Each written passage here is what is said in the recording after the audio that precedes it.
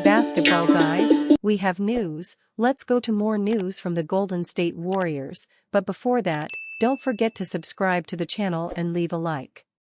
Keeping an unhappy player on the team is not always advantageous. Even though Jonathan Kuminga is a great player, he will be a free agent, so it is better to trade him to another team.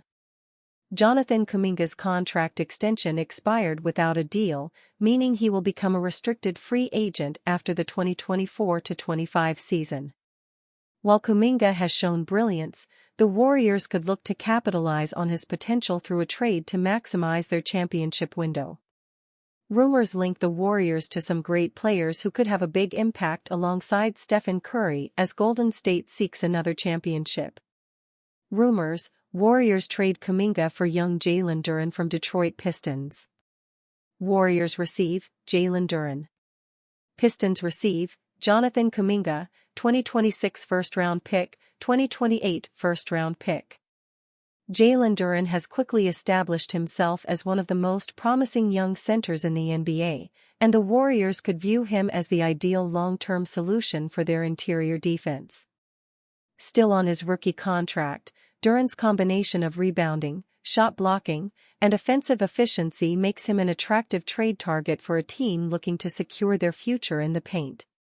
With the Pistons currently building around their young perimeter talent like Cade Cunningham and Jaden Ivey, they might be willing to entertain offers that could give them even more future assets. Duren's performance during the 2023-24 season solidified his place as one of the best young big men in the league.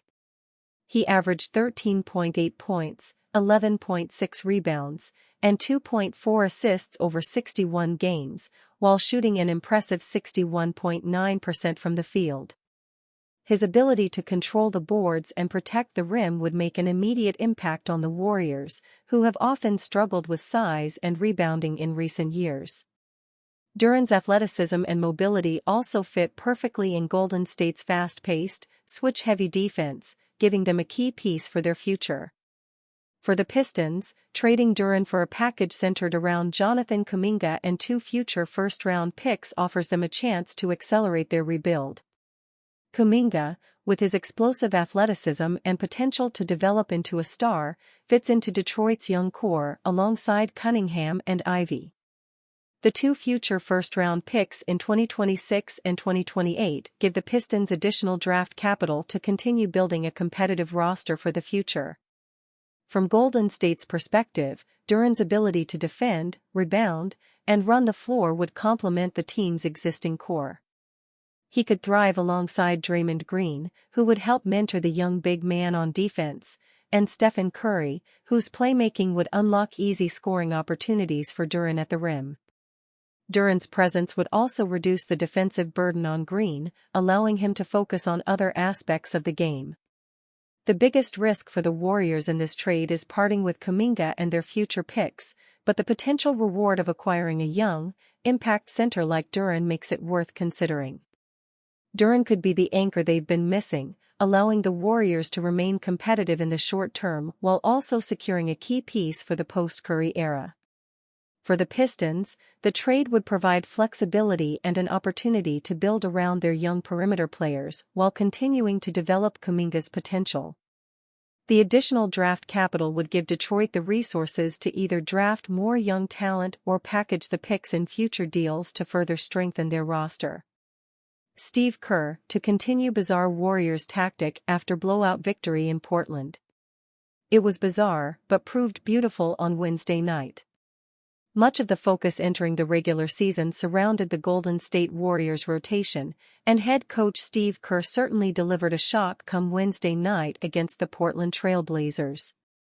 After the first 12 minutes, Kerr turned to his 12th man in the rotation, 4th-year wing Moses Moody. It wasn't because of any major in-game adjustments that were required, but rather a carefully considered plan that Kerr arrived at just 24 hours out from the game. Steve Kerr is set to continue with his 12-man Warriors rotation. The depth of the Golden State roster has been a major talking point throughout the entire offseason, and yet few, if anyone, would have thought that Kerr would go to a genuine 12-man rotation to start the season. The Warrior depth had lifted the team to an unbeaten 6-0 record during preseason, and it's that form, and that of individuals, that led Kerr to utilizing 12 players by the first 13 minutes of Wednesday's game. 2 days ago I would have said, oh well, maybe I'll just play 10 and I'll just have to tell 2 of these guys that they're going to sit, and I couldn't justify that because they've all played really well, Kerr said in the aftermath. While a legitimately bizarre tactic by NBA standards, the move paid immediate dividends as the Warriors completely blitzed the hosts in the final 3 quarters. Golden State outscored Portland 118-83 in the final 36 minutes, lifting them to a blowout 139-104 win in their season opener. While he's gone 11 deep in the past, Kerr revealed in the post-game that having a 12-man rotation is completely new territory for him, but one that he's going to persist with moving forward. Why not, right, given how effective it proved in Game 1? The 12 players each saw at least 14 minutes in Wednesday's 35-point win, and no one saw more than Stephen Curry's 25 minutes as the 2x MVP was stranded just 1 rebound short of what would have been his 14th career triple-double. The spread of scoring had been a feature for Golden State in the preseason, and that remained the case against the Trail Blazers. 10 players had at least 8 points, led by Buddy Hield's 22 points on 8 of 12 shooting in his Warrior debut. Whether a 12-man rotation can be truly sustainable is still under question, particularly come playoff time if the Warriors can get there. But right now, it can only be based on the results we have, and the result of Wednesday night was pretty damn good from a Golden State perspective. Steph Curry moves ahead of NBA legend Rajon Rondo on all-time list.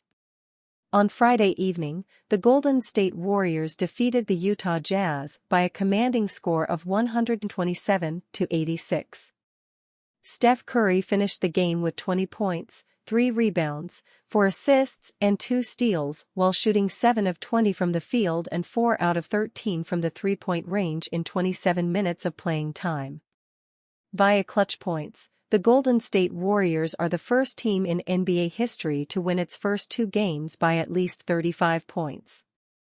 Curry also played in his 958th career regular season game, which moved him ahead of Rajon Rondo, James Donaldson, Sleepy Floyd and Donyell Marshall for sole possession of 207th on the NBA's all-time games played list. Following those 4, the next player for Curry to pass will be Hall of Famer Bob Lanier, 959. Curry is averaging 18.5 points, 6.0 rebounds, 7.0 assists and 2.0 steals per contest, while shooting 36.7% from the field and 35% from the three-point range through his first 2 games of the new season.